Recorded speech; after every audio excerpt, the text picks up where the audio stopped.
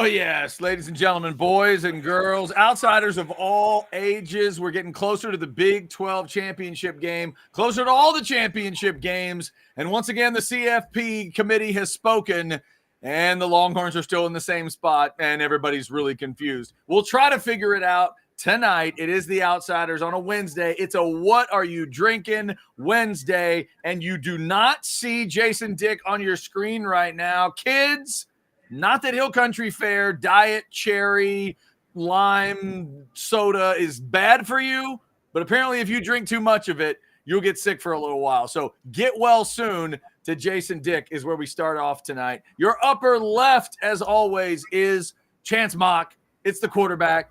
It's the Mock 5. Chance, what are we drinking? Like every What You Drinking Wednesday, it's my El Tiquilino water with a little dash of lime just to keep it feeling something more than water, because if it just tasted like water, I'd be sucking it down more than I already am. I got to tell you, I've never had El Tiquilino. I think that needs to be the holiday present to myself. One of these shows, I need to have the El Tiquilino on a Wednesday. We need to get that imported. See if you can pronounce it. Yeah, do they import El Tiquilino to the Elgin area, to the east of Austin? Can we get it to the east side of Austin, please? Yes, at every Specs Liquor, it's there. It's at Specs? Okay, I will go to Specs. I will go. We have a new Specs open up in the area. I'm good. We'll get that done. Your lower outside, he's like lower center tonight since Jason Dick is not with us in the quad box. It is the Country Gorilla. He's rocking the legitimately worth a shit hoodie tonight. It is Bo Edge, and he seems to be crystal clear. Bo, what are you drinking? Well, it's brown water night. How much equal brown water? Now, since Jason Dick's not here, I have to be the one to ask, how much Homer juice did you mix in after 57-7 and knowing that you're facing a team that lost to South Alabama? How much Homer juice are you drinking tonight? Well, not only did they lose to South Alabama, they got beat by 40 by Central Florida. That is true. I was in my boss's office, who's a huge Red Raider fan, and I said, you know what? I've been in here for 30 minutes. I didn't text you after the game. I didn't bring it up in this room. Now, I may be wearing my burnt orange poncho dress shirt when I'm in here, but because I don't go to the office that often, but I was in there rocking the burnt orange. I mean, we were meeting with former A&M and Oklahoma quarterback Trevor Knight today. Wow. You don't think I'm wearing burnt orange to meet with him? You did. Him and his brother, who I didn't even know, but he also played at OU. You kept it somewhat classy, but you also kept it appropriately Longhorn when you needed to. I legitimately was worth the shit in the fact that I didn't run my mouth. I just let my clothing speak for it. But that's kind of where I'm at on this. There is no talking shit about Oklahoma State. They're not good enough to talk shit about. Like, they are. There's a reason that we're not being as discussed as much as others in the CFP discussions, everything. It's because everyone else has real games this weekend, other than Michigan, who's playing Iowa. And the spread is more than Iowa can score. So it's pretty much a done deal that Michigan has it if the spread makers are right. Because a 23.5-point spread, they can't score 23 points. Bo, before you go any further, do you know what the line is or the points over under for Iowa first half? It's got to be like 6. I was going to say 8.5. It's 0.5. That's Shut up. For Iowa. For Iowa? It's 0.5. That is brilliant. Maybe like 2 and a hook would be even better, but yeah, 0.5 is pretty solid. They're like, can you get something? Like, why would they not at least make it 1.5? Like, if they got a safety they covered or something, they just went with 0.5. Can you imagine walking up in a sports book in Vegas and you meet some old experienced dude and you say like, hey, what do you got going on right now? Shut up, man. I got the under on Iowa in the first half. They're lining up for a field goal. My whole night could be about to change. You know how much money somebody could make, though, if they were to do that? Like, Michigan knows they're going to boat race them, and Iowa's got to score 0.5 in the first half. So instead of taking a knee, somebody loads up on the over, and then he just runs back and takes the safety so they get the 2 points before the half. For real. Yeah, it's a good point. That is a good point. No, all right, you know who does it? It's the punter that does it. He doesn't make it. He's not getting an NIL deal as a punter, but he gets with some dude named Guido. He's like, dude, 100K is 100K. oops, right over my head, rolling right out the back of the end zone. Not even like where he makes a mistake. It just bad snap. Unbelievable. All right. If you want to jump in on the specs chat tonight, it is there for you. Fired up. Our man Sandman is already in. What up, Sandman? 62-3. I like that score. Iowa, 62-3. That is not happening. Whatever happens on Saturday night, it ain't going to be maybe 6-3, but it's not going to be 62 Well, to 3.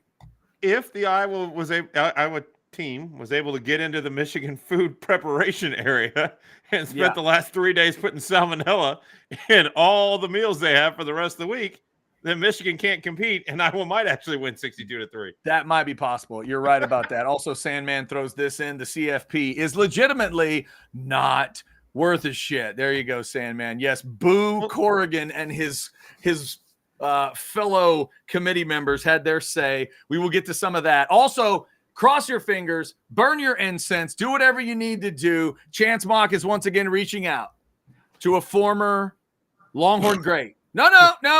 Before you even think it, it's not Michael Griffin. It is a Longhorn great we've had on before. He's been willing to talk to us before. He says he's willing to talk to us again. It's one of the big three. It is Roy Williams, not Thad Lindsay. No, Thad Lindsay's not going to be on the show. Lindsay, but no. Roy Williams is going to be hopefully on the show. Maybe it's 9:15. Maybe it's whenever he can do it. Cross your fingers. We think old number 4. Is that right for Roy Williams? Yes, 4? Correct. Yeah. All right. Chance, give me a percentage chance of where we're going. What do you think? Where are you at now? Coin flip? I believe in Roydell. Okay.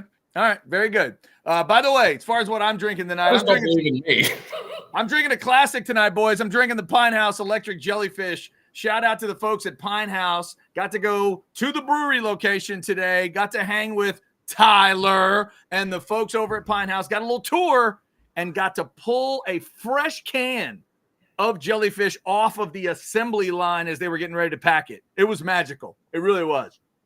It was unbelievable. Pine House sponsors our watch-alongs every week, 10:45 in the morning on Saturday, Texas and Oklahoma State. If you can't go to Jerry's place, come hang with us, Burn Orange, Bright Orange, one more time before Texas says goodbye to Oklahoma State, who Bo says isn't even legitimately worth talking about because they're terrible. They're just going to get destroyed. That's how I feel about it. If Texas can't beat Oklahoma State by double digits, all the conversation we're going to have today, all the conversation we're going to have tomorrow, and all the talking heads on all the sports networks is irrelevant. Because if we can't beat Oklahoma State by 10 points at a neutral site in a week where Mike Gundy got named Coach of the Year in the Big 12 over Steve Sarkisian, and if his player, him and his players look pretty close. Yeah. Does that that's not the bulletin board material they need? Does that not have a young feel to it, though, when Vince – it's not the same size game, but the same kind of deal where you have two guys with Vince and Reggie both up for the same award. One guy clearly should have won it, in my opinion, and didn't. And the rest of his team just had this, we're about to show you how much better we are. Chance, I had the exact same thought today. Like you said, it's a smaller level in all cases, the awards, the championship, and everything. Here's the one key difference. Reggie Bush didn't lose to South Alabama and UCF. That's the biggest difference. 30 that I would tell you. Like that to me, and for those. But I mean, I'm not saying that. I'm just saying. I get what you're saying. Yeah. Disrespect for the coaches to put Gundy over Sark. Like that is the most absurd thing I've ever. Yeah. What? Well, remember, Chance, let's blame who needs to be blamed. That's media. That's not coaches. It's the media, I believe, that does all this. So it's not the coach. But keep in mind. It's not coordinated. Well, Texas basically swept every other award. That they were they didn't have an offensive player of the year because the quarterback got hurt halfway through the season. It was always going to be someone not at Texas when the injuries, but Jonathan Brooks, Quinn Ewers, etc. But that's a pretty heavy Texas allotment there.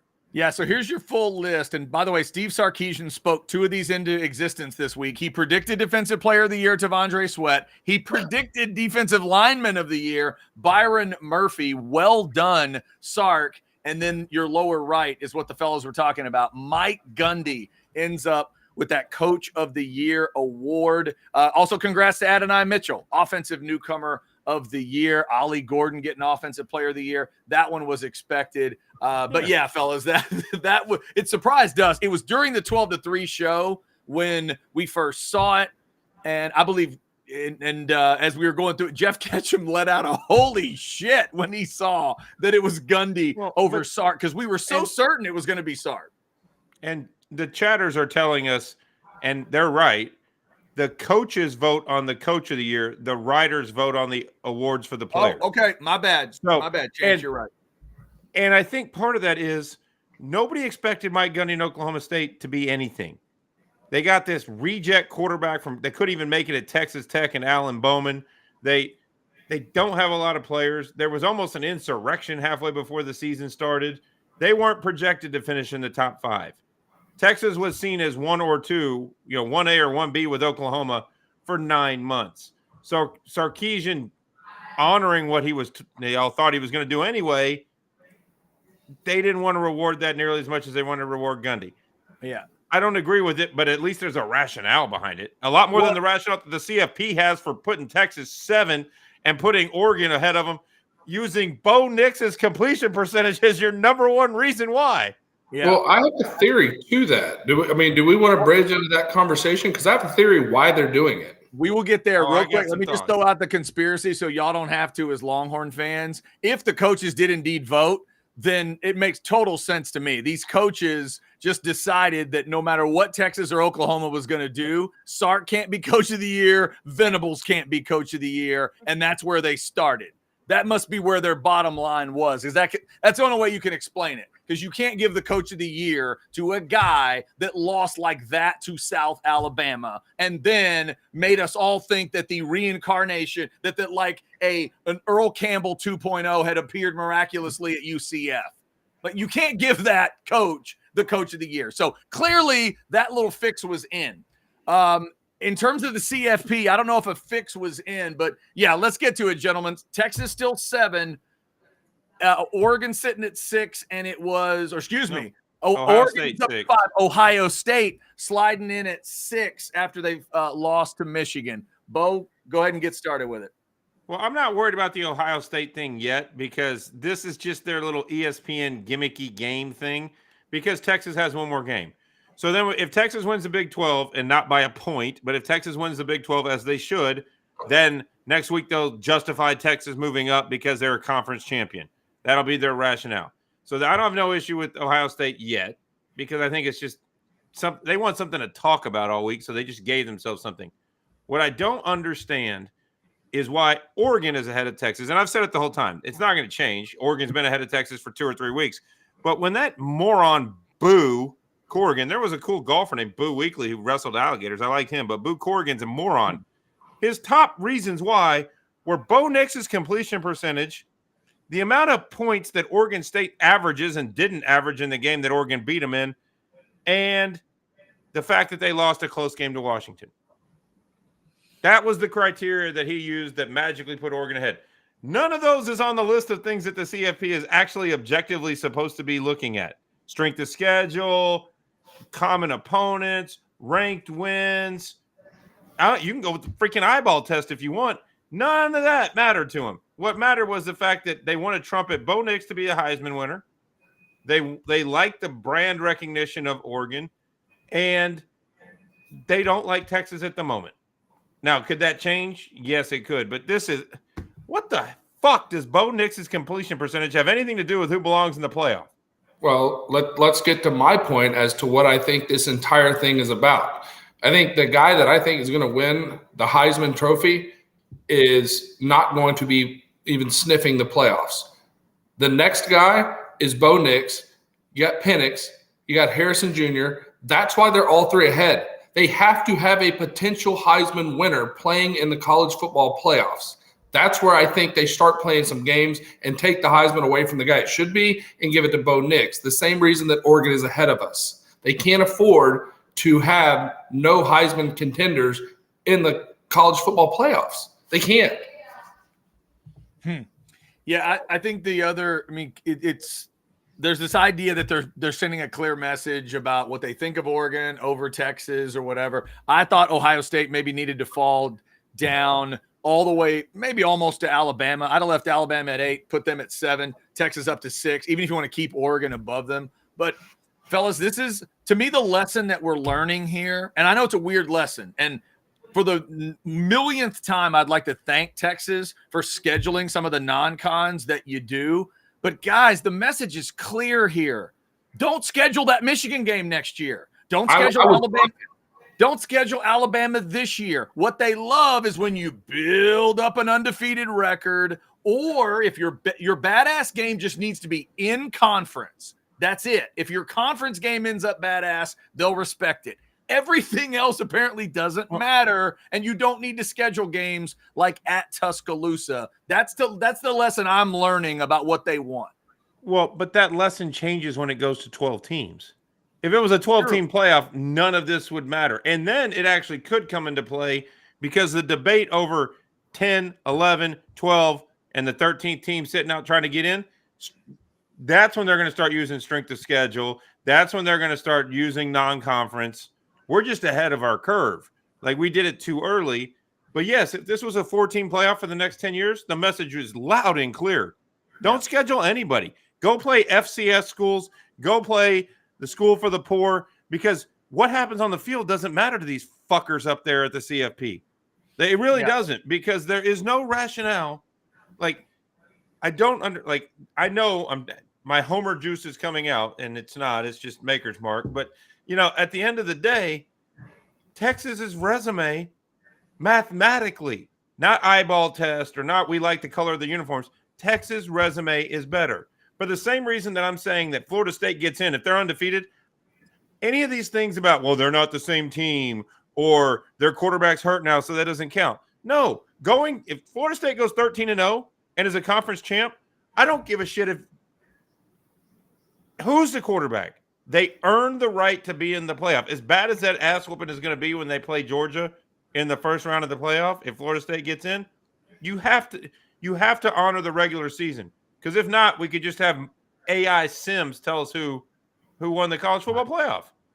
Yeah, we'll see. We've never had 4 undefeateds at this point, and if they all win, the theory is that they would all get in. Florida State's the one that maybe has a little shakiness to it for some, but there are a lot of folks that agree with Bo that if they win, they're getting in.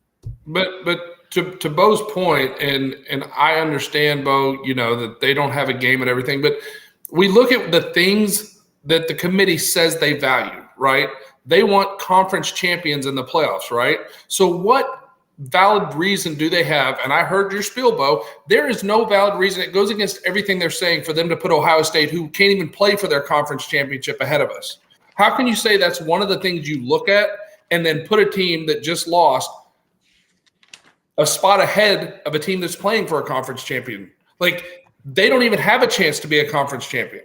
Yeah, I think Chance. I think Bo said it earlier, though, Chance. This is one of those where they'll take 1 week to say Ohio State's still pretty good in their eyes because they just lost to Michigan, but then they'll punish them next week because they don't have a game.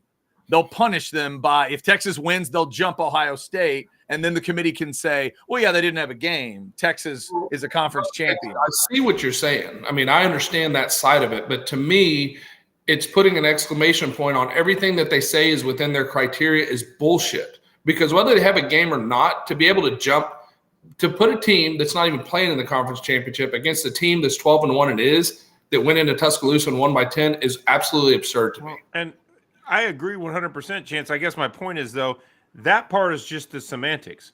Because the only thing that matters is 1 through 4. Everything else after that is just hot air. And I think a lot of times, and we've seen that piece of this in the CFP for the last 10 years, they manipulate things to tell the story.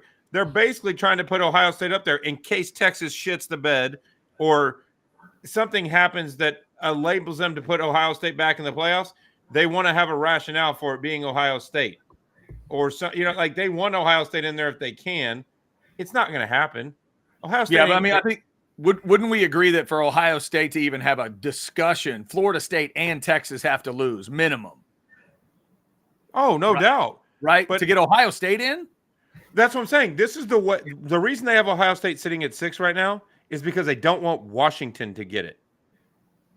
Right. Like they Oregon beats Washington. Washington sitting at 3. If they need to move Washington behind Ohio State because they are not putting Washington with one loss in the playoff.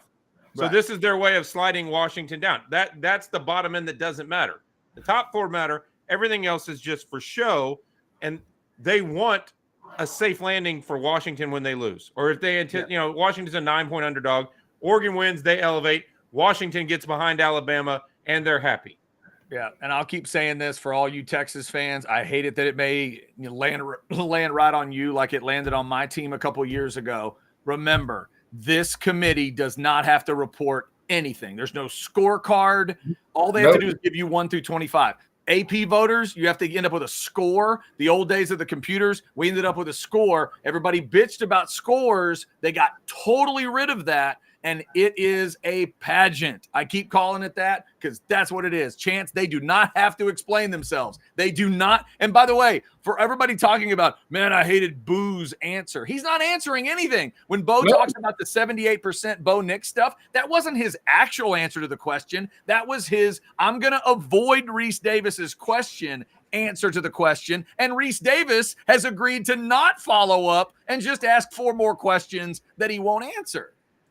That's exactly what it is. It's I don't have to answer you, so I'm not going to. I'm going to talk into this TV, and I'm going to tell you all the things that I want you to hear. I'm going to tell you all these rationale, and we looked at this and that. At the end of the day, none of that took place behind the scenes. He's just telling you what he wants you to hear, and then they'll go back behind closed doors, do what they want to do, and they don't have to answer shit to anybody. Yeah. Let me do it this way. Wait, hold on. We got to shut up for me coming in on the chat. Oh, shut up, Chad. 2020 A&M did not deserve a playoff spot. They were 8-1 in a regular season and had no signature wins and beat 5 sub-500 teams. Wake up, you cultists. Wow. Okay. Wow, easy. Now, Easy, before we go to break, I didn't tell you what I thought should happen. I just told you it landed on my team. My team was 5, and we got left out. That's all I'm saying. 2 things need to happen. We got to do a commercial. And then you got to reread that chat in your Lou Holtz voice. We can do that. Hold on. Let me mark it. When somebody sends in something with all caps, that is code for Lou Holtz needs to read this. Okay, we will do that. All right, it is the Outsiders on a What Are You Drinking Wednesday. Bo, let's get them thinking about something that's peaceful and serene. And even if Texas gets screwed out of a CFP spot, vacations are still cool. Let's talk Engage Vacations. Woosah. How good would a vacation sound for Christmas? Chance is having some fun in the kitchen. Thanksgiving, chaotic, stressful. Christmas can be the same thing when all the family's coming in and you're trying to get everything cleaned up. Just go on vacation. Click the QR code right there. Talk to Chad and his team at Engage Vacations, 922-3322. Let them book you the vacation of your dreams. No stress. Food will be great. All you do is tell them what kind of food you like. They book the reservations. You tell them what kind of excursions they like. They'll book that. Fishing trips. They take care of it start to finish. They vet all the resorts. Cancun, Caribbean, Fiji, you name it, Europe, wherever you want to go, they can get you there. And it costs you $0. They take care of it. Costs you nothing. Stress-free vacation. It's Engage Vacations. All right, before we get to the Lou Holtz read, let's just double check. Chance, it sounded like someone dropped a gong down an elevator shaft in your house. Are you okay? Is everything good?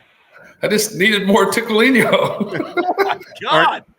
How many hunks of metal did you bust to get there? That's what we're trying to figure out. Is Roy Williams in your kitchen? Like, is something going on? Are you coercing him against his will? I just need to. I got a little fired up, and I kind of sucked down more of the El Ticolino than I should have the first segment, so I just needed a refill. There we go. Okay, fair enough. All right, let me try to do this, Bo, and make you happy here. This is from James. Oh, shut up, Chad. 2020 A&M didn't deserve a playoff spot. They were 8-1 in the regular season and had no signature wins and beat 5 sub-500 teams. Wake up, you cultists. Was that? I think that was drunk Lou Holtz. That wasn't even regular Lou Holtz. Cultist as Lou Holtz. That's not a Lou Holtz kind of word. Cultist. That's not very good. Yeah, there you go. Thank you, James. Appreciate you there for breaking it down from 2020. We won't get into that discussion because it's going to, we don't want to get into that detail. There's enough detail for this season to go around. We hope you're having a good Wednesday night. We are crossing our fingers for Roy Williams to jump in at some point. We will hope that happens. Chance, let's give the sponsor some love either way and remind them when we have these interviews, when we get them, Last Stand Hats is the one that brings them to us. They are the True Fans brand. Chance, they make some really good hats over there. Bo might be wearing one right now.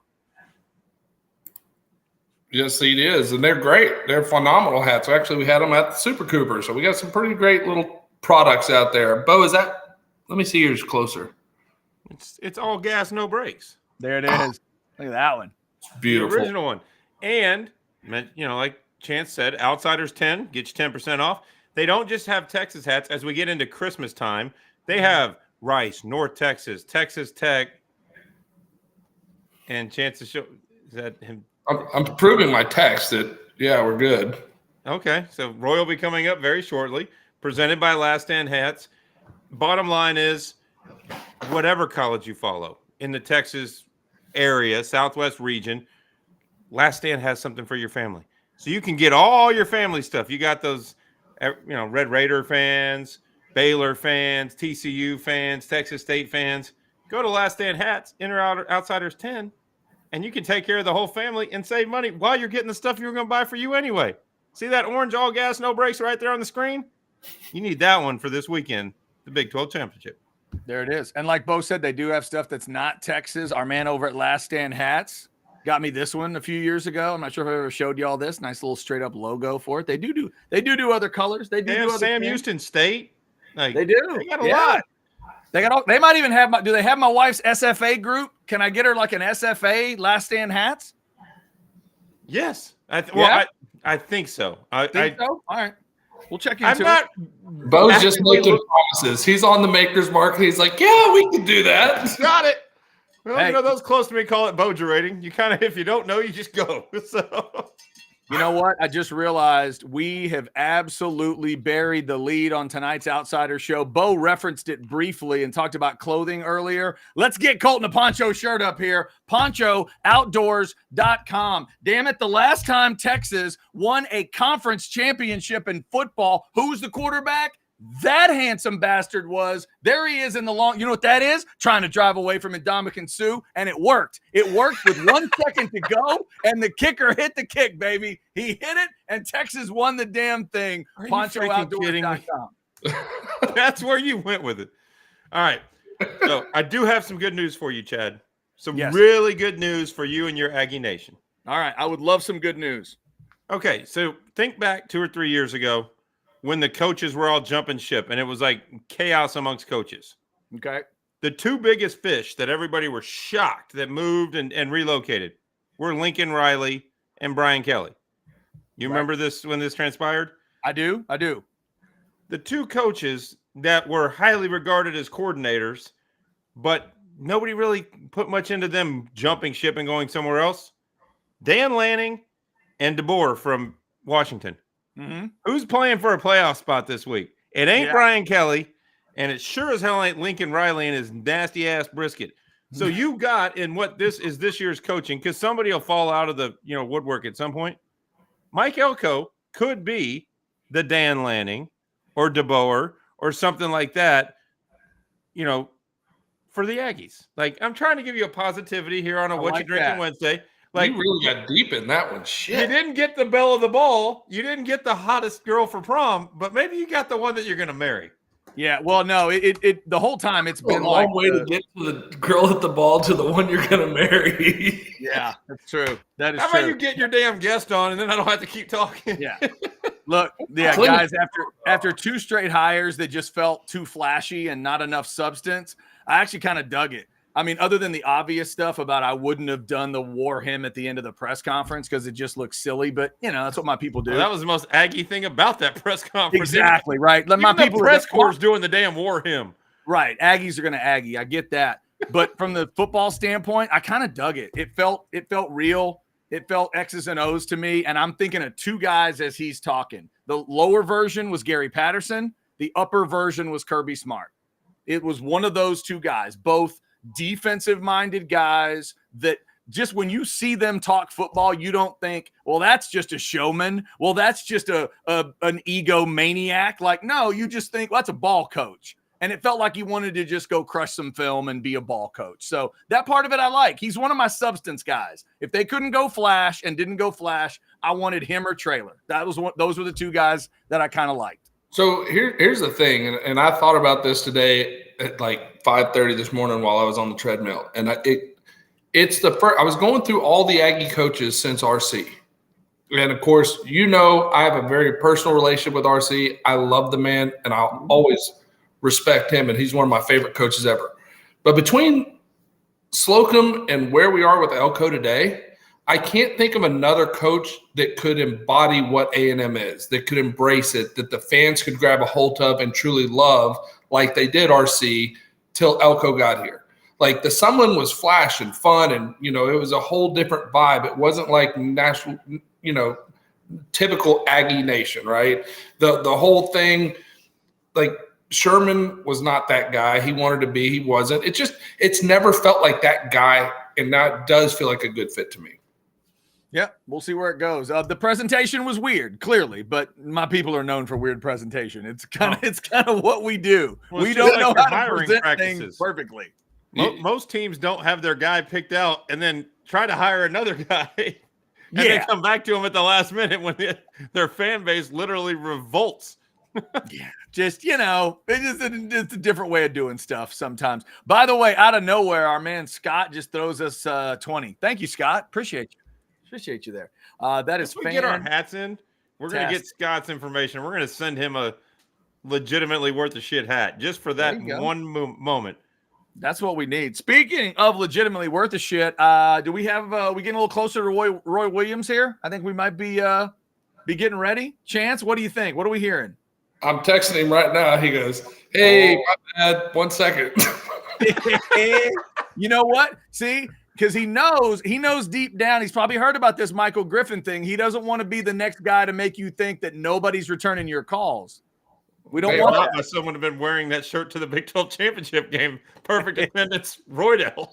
That's right. Exactly. All right. Why don't we go ahead? We mentioned all the interviews brought to you by Last Stand Hats. Let's bring in Roy Williams and Chance. You can take it away, brother. Roydell. Roy. What you doing, man? You closing up shop? Yeah, we got you. I'm trying.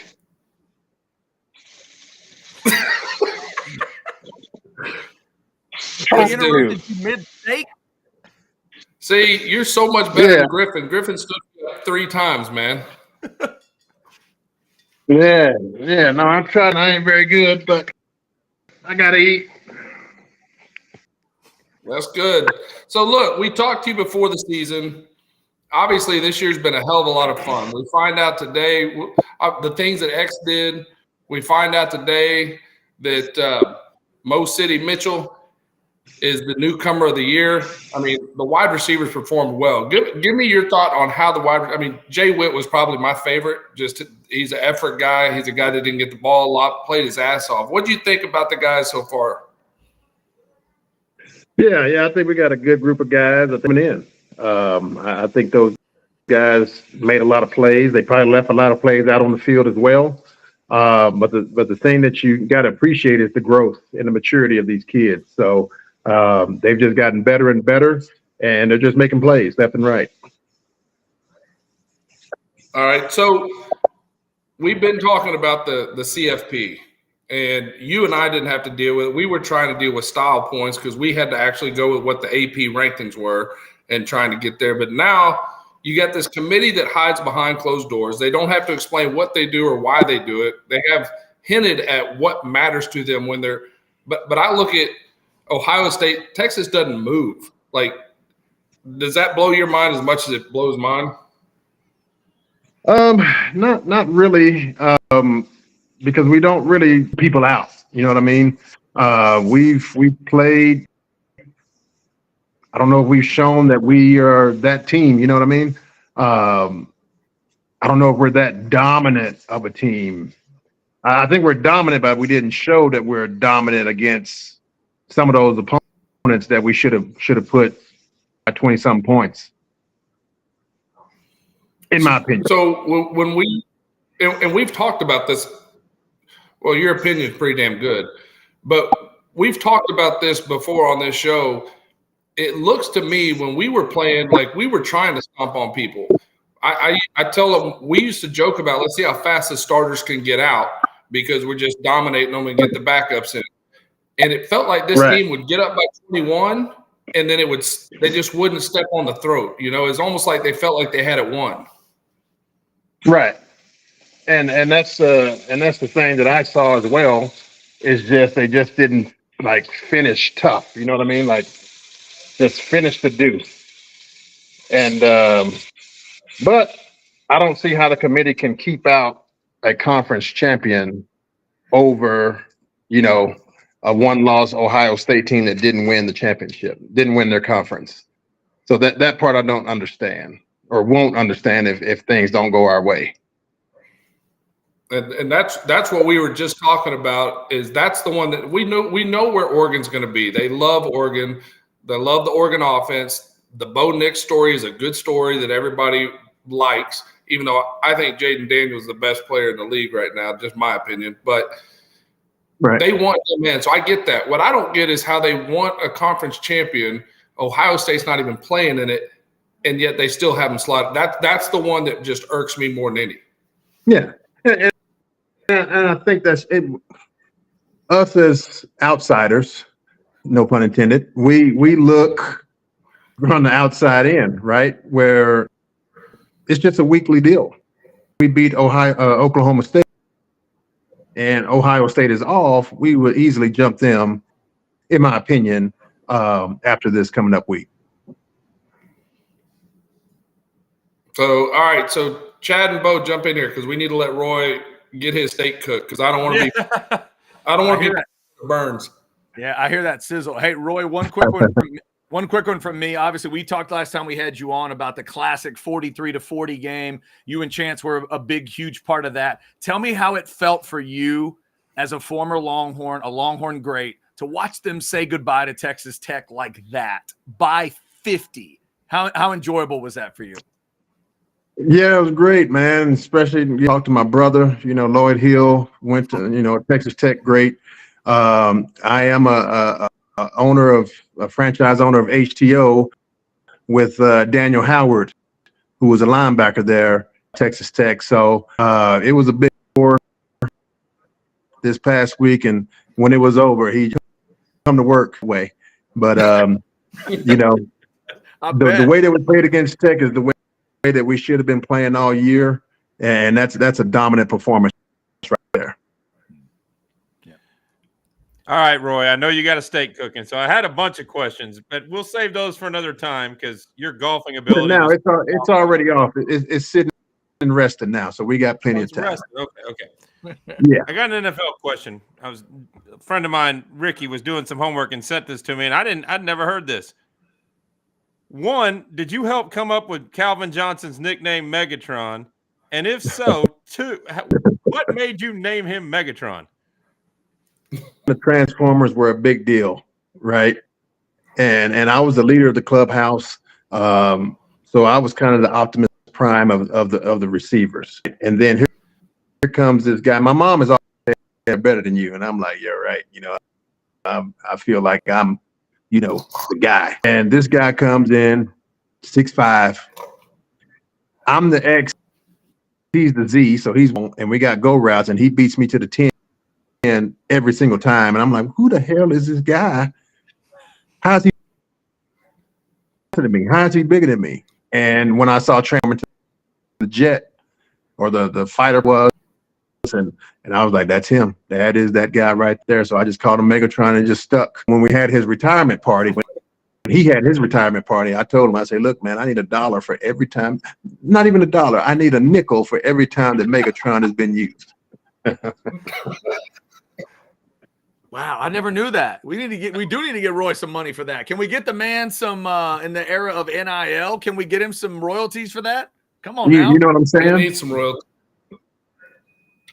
He needs some steaks, send him some Omaha steaks, something. All right. I got something. one more question. If the steak is resting, I got one more question. Because last time Sloan and BJ came on, they basically insinuated that, or BJ insinuated that he was the best golfer, Sloan was the best dressed, and you never beat him at either one. You get a chance to rebut because you weren't there. Well, I was trying to get there, but they kept me off the air. Right, so that ought to be something. The fireworks those guys get in the way. Hey, next time you talk to those guys, they ask them what they owe me. They owe me a trip to Odessa to play on Thurs. Why? Because they lost when we played in Dallas to me. So the bet was whoever wins, you go to that person's hometown to play at their course. That was 2 years ago. I'm still waiting on those guys to pay up. And we ain't going to no Odessa. We ain't going to Odessa. Come on and get your ass kicked out here where the wind blows. It does blow a lot, no doesn't. And best dress, Sloan. I mean, Sloan is supposed to be in an extra large, and he's in the extra small shirts. So I can't compete with the tightness. Let out and be loose. Can't be tight and can't breathe like Sloan.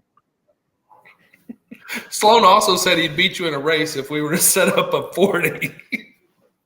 Sloan would pull a hamstring. Sloan would pull a hamstring in the first 4 yards. That's probably true. And he would require there to be a fireworks display at the beginning, like when we had him on. What y'all don't realize is Sloan wouldn't even pull a hamstring. He'd get 4 yards out, and he would act like he pulled a hamstring, and he would lay there, and he'd make the biggest show out of it. He'd be like, I'd have beat you, but my hamstring went. I tell you what, if we ran with a snake in my pocket, a fake snake in my pocket, and I just throw it. No, I might not do that because he's so afraid of snakes. He might really win on that one. But if you guys ever get around Sloan, prank. Get him with a snake. That's his biggest fear. Wow. Next year's Cole Pittman tournament. I'm going to Academy and buying a decoy today. We'll get him next June. The secrets are coming out. I like it. Yes. Chance, you got one more for Roy before we let him go? All right, Roy, I'm going to ask you, this is the big main question because my beautiful beard is on. I said Texas would be 12-1. Check. This was the beginning of the season. I said they'd be 12-1 and make the playoffs, and I bet my beard on it, okay? What chance do you think Louisville has against that Florida State backup quarterback to upset Florida State and give me a chance to save my beard so I don't have to be clean-shaven like you? And I got a big Florida State fessa, and he's pretty accurate on his team. And he said Louisville, and he's not picking with his heart, so Florida State ain't watching. I'm hoping, and well, I kind of might want to say Florida State's going to beat them because any opposite. So I'm going to say Florida State beat Louisville. Let's put it that way. There you go. All right, I like it. All right, Roy, go eat that steak, man. I do appreciate you hopping on, dude. We always appreciate your insight. All right, brother. Appreciate it, man. Y'all have a great night. All right, buddy. Thank you, Roy. Roy Williams, Texas great. And there were some Texas Tech connections for him throughout the years. Another reason I wanted to ask that question about Tech. Before we get back to the discussion, Bo, let's talk about the top of the house and Prosperity Roofing. Not tonight. Tonight. Oh, no, that's right. We have the pre-recorded. Oh, we got the spot. Hang on. Blake's got the spot. You know what? We have the spot. I got to give him the Scott Hall point because it's such a great spot. Ladies and gentlemen, a little Prosperity Roofing. Here you go. I wish mine looked like that. Inappropriate. I don't know what the big deal is. Mine used to look like that. Is your new roof what everyone's talking about? A new roof from Prosperity Roofing will certainly draw some attention. Now that's what I'm talking about. Everything important in your life happens under your roof. Let Prosperity Roofing transform your home into something to talk about. Man, I just got hey, there you go. Oh, A, great spot. B, we just want to thank Roy Williams for giving us time tonight. Roy did. If you just missed it, Roy Williams was on the show with us. It was fantastic.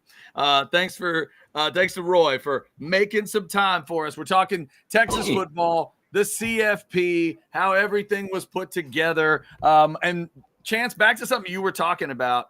I think the one message I would give a Texas fan this week is if your anger has anything to do with Ohio State, that one you can just process away. Like that's if you get left out, it's not because Ohio State got in. I mean, you realize that, right? They're not getting in over you guys. I do, but maybe I think I maybe phrased what I was saying wrong. My frustration is not with Ohio State. My frustration is with the process in and of itself and the bullshit that they throw us as the criteria. And then you look at the rankings and you can't even come up with a semblance of what they're actually doing. They're lucky right now that they have the undefeated teams that they do, because can you imagine the shit show that would be created if you had 5 or 6 one-loss teams? They wouldn't be able to tell their ass from their elbow. You want to talk about pissing some people off?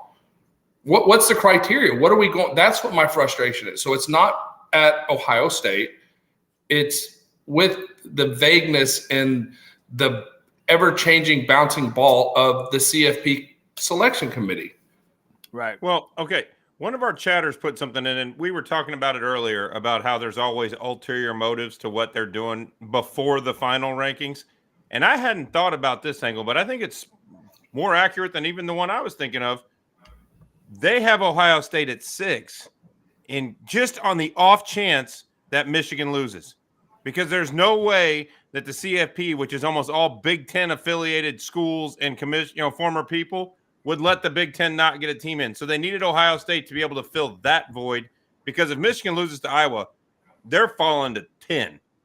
Right. So they needed some way to justify getting Ohio State into that playoff. And that, I don't think it matters. It's not going to happen, but that makes sense. Let me ask y'all this simple question. Take everything, take the weird boo answers out of it, take style points and all that discussion out of it. If the 4 undefeateds win and get in the playoff, can y'all live with that? Or will you still have some frustration? Yes. No, you can't. Even though when you looked at today, I'm trying to remember exactly what the numbers were, but when you looked at the hypothetical lines that were set were like Texas was an 8-point favorite over Florida State. Michigan was a 12-point favorite over Florida State. Georgia is a 15-point favorite. And they're basically trying to make the point, even Vegas knows they're not the best team, but they've run their schedule and they've won. And you can't – the fact of the matter is they played the schedule that was in front of them and they took care of their business. They didn't stumble. And let's not forget, outside of their shitty defense, LSU's offense is pretty damn dominant, and that defense played really well against who I think should win the Heisman. If Jaden Daniels doesn't win the Heisman, it's because of that performance against Florida State to start off the season with the turnovers. He moved so far down any objective list of a guy that had a chance that he's climbing a big mountain to get back to the top.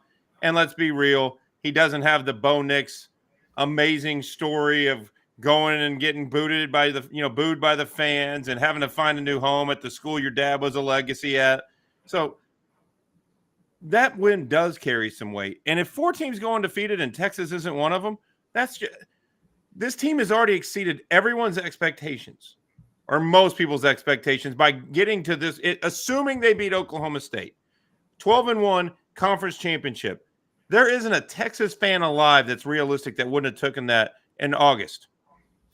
If you'd have went to any Longhorn fan and been like, hey, you're going to win, you're going to go 12-1, beat Alabama, and win the conference championship, but you're not going to make the playoff. You're going to finish 5th in the country.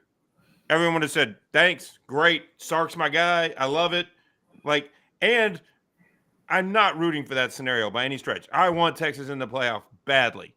But there is a little cherry on the sundae, if you will, or icing on the cake. Everybody's trying to figure out what Quinn Ewers is going to do. The best scenario to get Quinn Ewers back for next year is have him finish in 5th place and do, with the injury and everything else and not being a number 1 pick. That's the Tim Tebow stand on a stage and be like, let's run it back. And with him, maybe, something other guys come along for the ride. Like, that's the only saving grace if Texas does finish out that scenario. There's a decent chance Quinn does come back. If Texas makes the playoffs, Quinn Ewers is going to the draft. That's a fact. Yeah. But if Texas misses the playoffs, there's a chance. Going back to real quick, just because I think Bo brought up something really, really interesting. Go back to when Tebow went up on that stage and did the run it back. Can you imagine what that team would have looked like, as good as they were? Can you imagine what that team would have looked like in the world of the open transfer portal when Tim Tebow says he's coming back? Oh. That's the thing that you have to wonder is if, like Bo said, on the out chance that they don't make the playoffs and he says he's coming back in this new world of being able to transfer whenever you want, what does that do? Yeah, it's a good point. Yeah, and every skill position player in the NIL portal universe, Texas would be the number 1 objective to get to. Like, yeah. Especially the younger ones, because not only are you going to transfer to play with Quinn as a senior, then you get Arch and everything that entails from a publicity standpoint and building your brand and all those things. Like, if Quinn did come back because we didn't make the playoffs, yes, we want to make the playoffs. I get it, but we're in the silver lining world that we're looking for. That's if he comes back, then it might be worth it because it might be a 5-year stretch instead of a 1 year. By the way, speaking of Arch, we did have a super chat come in earlier on Arch. So, Scott, we see you. We'll get you that answer. Real quick, though, Bo, before we do that, let's talk about the bugs, the ones you don't want. Magna, not that you want any bugs, but Magna Pest Solutions. Let's tell them about it. Nobody wants bugs in their house. If you want bugs in your house, then find a different podcast, YouTube show, whatever, because no. Bugs are brutal. Ants, spiders, roaches. Nobody wants that crap in their house. If somebody walked up to you and said, for $39 a month, you won't have any bugs in your house forever, you would write that check in a heartbeat. You would give them your card and be like, auto bill the hell out of it. That's what Magna does. $39 a month. They treat your house. They stand by it with 100% guarantee to make sure you have no bugs in your house. As we get to winter, windows get left open to let the cool air come in. Doors get left open to let dogs come in and out. If you don't have a dog door like me, bugs get in your house. Not with Magna, they don't. You got family coming in town, you sure as hell don't want cockroaches running around your kitchen when you're cooking your Christmas dinner. Magna Pest Solutions. Scan the QR code right there, 737-932-7378. It is Magna Pest Solutions. The one other thing, they handle a lot of other things, but one other thing they can handle, especially in this cold weather time, if one of those furry creatures, possum, rodent, something like that, gets in your house, they'll come out and take care of that too. It's Magna Pest Solutions. Thanks to our man Chris Bennett for reminding us that Boo Corrigan is indeed a bug. That would be a weird podcast. Welcome back to the Who Loves Bugs podcast.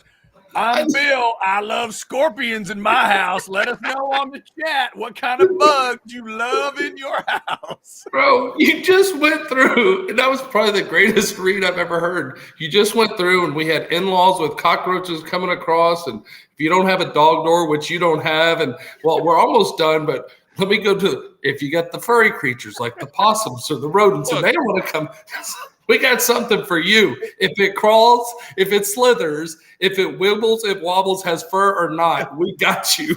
Hey, listen here. You've been one of my best friends for 15 years. There is one thing about me that is true. I am authentic. It's not an act. Like, that's just who I am. Like my live reads, I have like 3 words written down, and then I just start talking. And sometimes it works, and sometimes it doesn't. But you're getting 100% of what I am.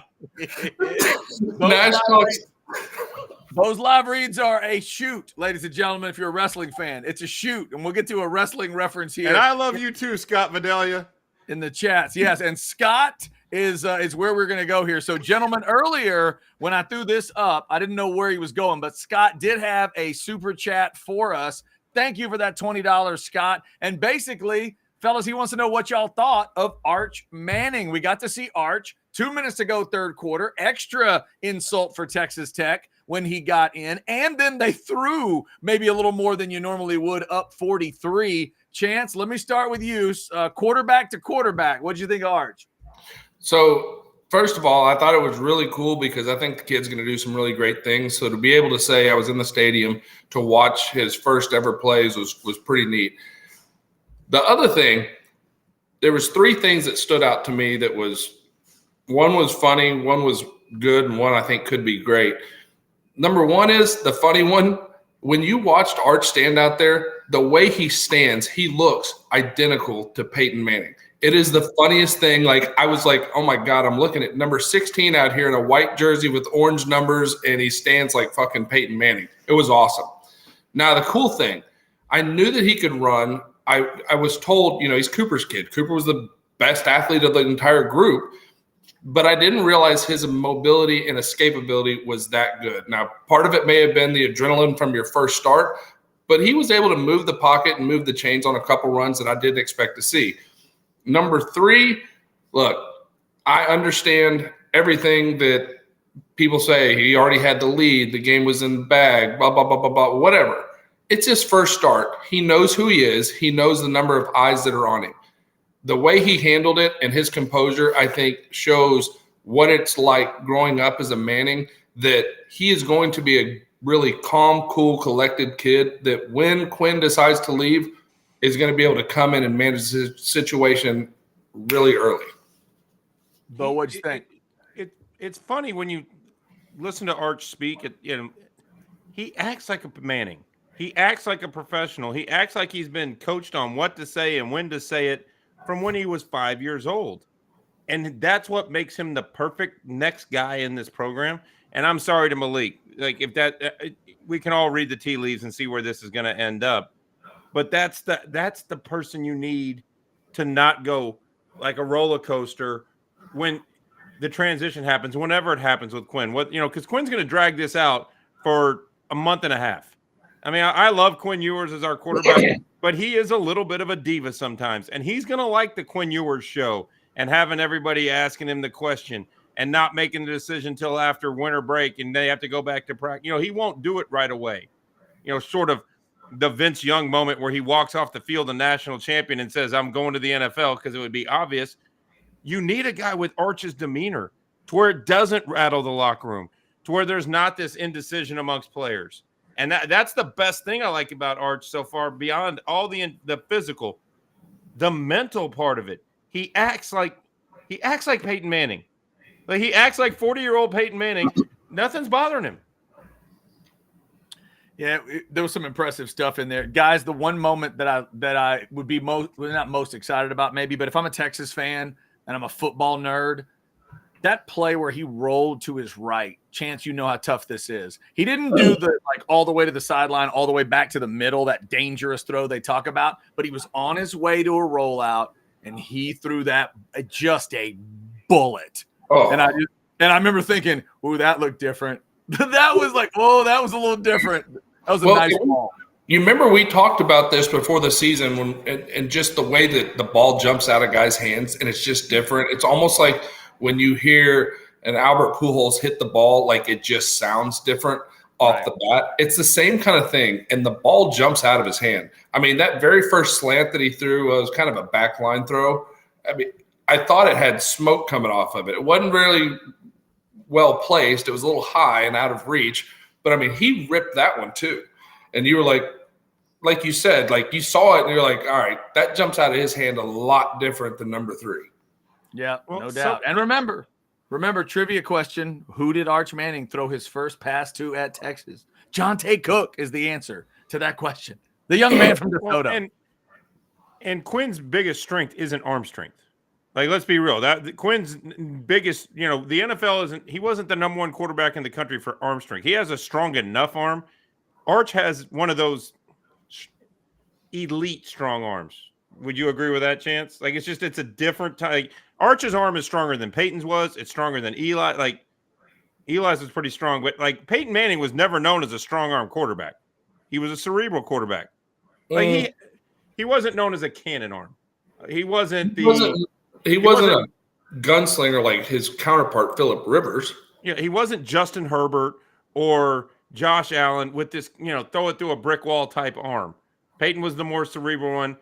Eli kind of was the blend. Maybe Arch is going to be the best of both. And I'm trying to build it up too much, but maybe Arch is the brain of Peyton because he's been hanging out with his uncle forever, but with the arm, that physical arm talent that goes with it.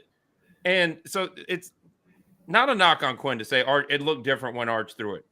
What Quinn's greatest strength is the quickness the ball comes out of his hand. It's that Drew Brees to a Tagovailoa type situation. The ball's out in 2.1 or 2.2 instead of 2.4 because that quick flick gets it out. Yeah. Like, Chad, you were with me once, I think it was about 10 years ago. We went to Dallas Cowboys training camp, and they had all the quarterbacks lined up in a row, and Romo was in the middle.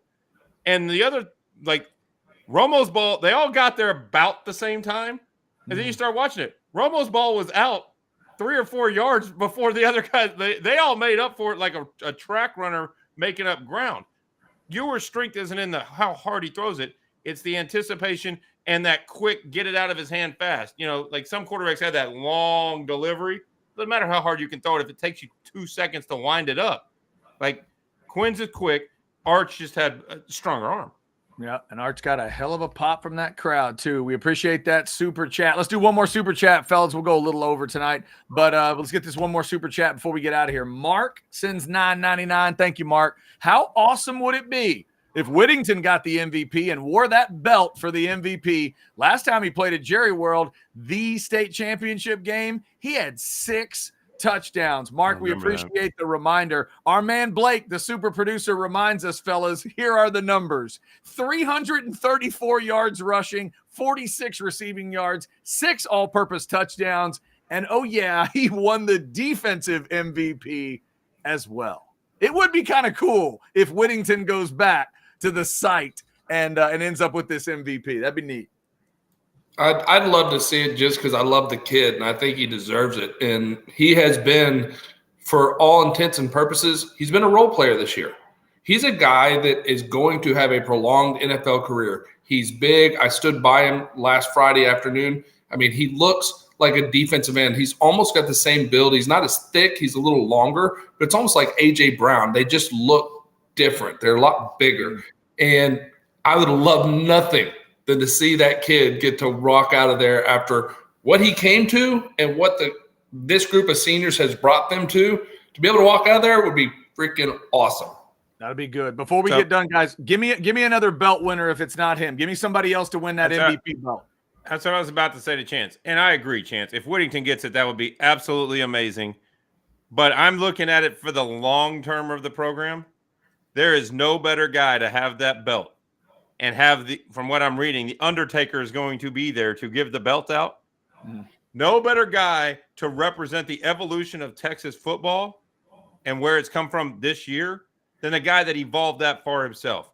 Tavondre Sweat, all 300 million pounds, holding that belt up after a demolishing victory over Oklahoma State. And he's funny. Have you seen the interviews with Tavondre? Like, he's great. Yep. No, I want him talking to the media for 20 minutes about the culture of Texas and Sark and everything about it because it's the best recruiting video you can have as the big fat guy that's also more athletic than anybody you've ever met in your life, wearing a W, and they'd have to make another belt. That's the other thing. And they'd have to make a bigger belt than the one they had. Like, they got one that they think is going to be, it fits a quarterback or a receiver. No, you're going to have to add some extension to that bad boy. Well, they'd have to, if they give it to Sweat, like, they got to have the Undertaker come out, but Mark Henry has to be there too. I wish Mark could. Mark's with a different organization. He's with AEW, so he won't be there, but I wish he could. Or since we are talking WWE and wrestling, it needs to be scripted to where Tavondre Sweat gets the belt. then body slams The Undertaker, stands over him with the belt, and walks off the field with Sark arm in arm. Now there's a recruiting pitch. And by the way, if you are into the show of things, they've announced that there's Undertaker, Drew McIntyre, a couple others. By the way, Jade Cargill is also going to be a part of it. Gentlemen, if you have not Googled the name Jade Cargill, do yourself a favor and go ahead and Google her. She'll be there for the Big 12 championship. How many L's game. are in Cargill? Not bad. Jade Cargill, as Jeff Ketchum said today, she does not miss workout day, ever. I sat next to somebody at an AEW event when she was there. That's the only reason he showed up. He turned to me and he said, here's proof that there's a God. That's how impressive Jade Cargill is. She'll be a part of the Big 12 championship game this weekend as well. Who knows? She might present the belt to Sweat or Mitchell or whoever it is. I like Chance's guide. I like the story of Whittington get it, but the symbolism of it being Tavondre Sweat and how funny he would be in front of a microphone. Plus, well, think about it this way, fellas. What's the final score if Tavondre Sweat gets the belt? Is that could that be super good news for Texas? 58 something, or could that be weird news? Is it a game like we saw with Ndamukong Suh? He didn't get it finished with a win, but could it be an ugly, clunky kind of win? In one way, I'm with you, Bo, and I want that. But I think for the show Texas needs to put on, it probably needs to be an X-Man or a Ewers or a running back.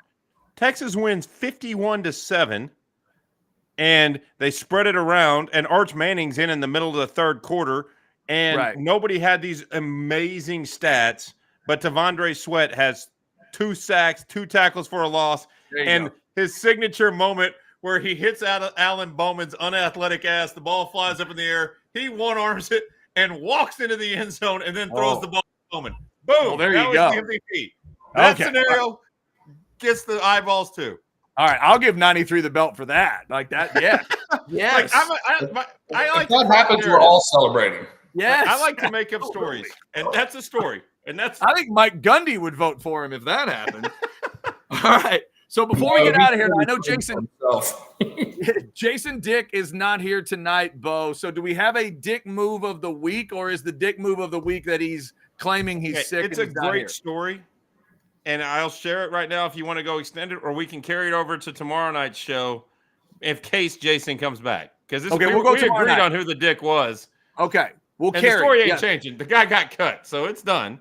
Okay, we'll do that. Let's carry it till tomorrow night. We'll have the Dick move of the week tomorrow night on the Thursday night show. Before we get out of here tonight, a couple things we want to hit you with. Bo, we're still letting people know about the toy drive coming up, correct? Of course we are. This one, this is the most important thing we could do. This is really helping people, really helping children, to be honest with you. The Carter Couch toy drive, the strength and conditioning coach for the UT baseball team is Matt Couch. This was his son, Carter, who tragically passed away. Now they do a toy drive every year. I won't say all because people say I exaggerate too much. There's 40 guys on the UT baseball team. Most of the University of Texas baseball team will be at High Five on Anderson Lane. But if you can't make it, that's fine. If you can, bring a toy. Come through it. Goes through RBI Austin to make sure that the toys get in the right people's hands. If not, you can scan the QR code, go to the website, and you can donate on the site so a toy gets donated in your name, even if you can't go. But if you got children from the age of, say, 4 to 15 that want to get autographs on UT baseball team and you don't want to deal with the lines at the UT meet and greet, go to the Carter Couch toy drive. Do something good for the holiday season. I promise you will feel better walking out of that room. Good stuff there. Grab that QR code and make you feel good this holiday season. Before we get out of here, let's get Colt in a poncho shirt one more time. What's up, Colt? PonchoOutdoors.com. We got to throw some Colt at you this week. Again, he's that good luck charm. He was the quarterback last time Texas got the Big 12 title, and this is the last one they can get ever because y'all know they're not coming back to this conference. Can Quinn Ewers get it done like Colt did? PonchoOutdoors.com. Check out all those great shirts, the long sleeves, the short sleeves. I've got some Poncho shirts. I love them. I'm not quite sure if I love them as much as this shirt that came in this week. This one's not bad. But anyway, the poncho stuff is pretty nice, so you need to check that out. Get it on your Christmas gift list, or maybe you just get one for yourself after Christmas when nobody buys you what you want. You say, you know what? Screw y'all. PonchoOutdoors.com. And there's your QR code as well. All right. We've processed the anger of the CFP. Bo and Chance are not going to be scheduling Boo Corrigan to come on our show because he wouldn't answer our questions anyway. I'd freaking love it. No, you wouldn't, because he wouldn't answer the questions, Chance. Yeah, but I know going into it, he's not going to answer the question. So I would spend my 5 minutes like Dabo telling Tyler how the shit really is, and then he won't have to answer. And I'll say, look, I know you ain't going to answer. Dick. Be done. Yeah, Tyler. Yeah. Boo. Yeah, That's when we just let Jason ask the questions because he'd tell Boo some story about 15 years ago how he met a guy named Boo and he left him at a taxi cab stand or something. Man, that was wild last night. I don't know. I think his brain would melt if you asked him an actual follow-up question. I would just keep saying, same question, Boo. Same question. Just keep anytime you're ready to actually answer what I'm asking you, just go right ahead. Well, no, next time he's going to start pulling out pictures of his kids. Like, and this is Jenny. And Jimmy and Bobby and I seriously thought we were going to get a full history of the Florida State rivalry. I thought he was going to start referencing like Spurrier games and mentioning Ike Hilliard and Warwick Dunn. Like I was like, what are you doing? That's unreal. All right. There's a What Are You Drinking Wednesday of the Outsiders. Thank you to the almost 200 folks that were hanging with us. We appreciate you. Let your friends know. Let your enemies know. Like it, subscribe, get your notifications. Thanks to everybody in the Specs chat tonight, whether you were making fun of me or not. No problem. Thanks to Chris Bennett. Shout out to you out in Washington State and all the other Sandman and all the other great chatters that we've got going. Shout out to Specs. As Bo told you, Specs has your El Tiquilino. I need to go get some so I can do an El Tiquilino What Are You Drinking Wednesday at some point. All right, we'll be back tomorrow. Will Jason Dick join us tomorrow for picks? We'll hope so. We will hope so. He's suffering from an overdose of Hill Country Fair salt assorted flavors. I just feel bad. Bo, do you still have that cream soda chilling waiting for him? Oh, yeah. That'll come out tomorrow. It's not diet, so Jason wouldn't drink it anyway. It's just a red cream. It's a Hill Country Fair red cream soda. Dude, I'm telling you what, you ain't playing. When you go with a fully leaded red cream soda, you have officially stopped caring. Like, you're done at that point. That is what married men. I might go to H-E-B tomorrow and get a whole assortment. Like, you never know what I'm going to do.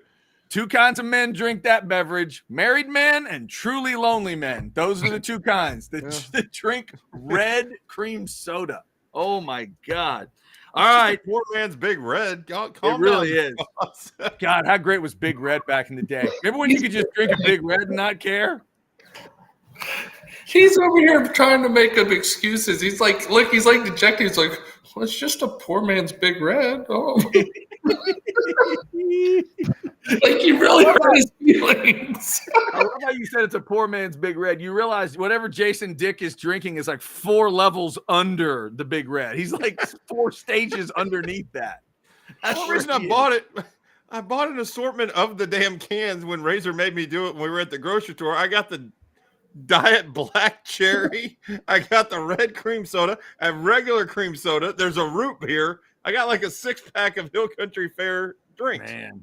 We need to have an outsider show one night where Razor and Jason Dick just yell at each other for about 20 minutes. That's what we need. I had to tell him that he couldn't engage with the chat people anymore. I'm like, you got to stop doing that.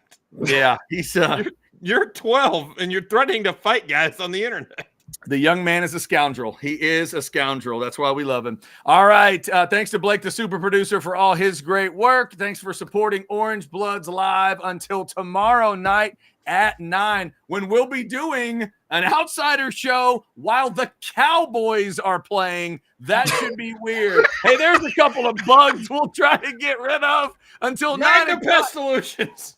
Until Magna Pest Solutions will get rid of your booze and your marks, if that's what you got, until 9 o'clock tomorrow night. We are the Outsiders, and we are legitimately worth a shit. Step on them. Get them.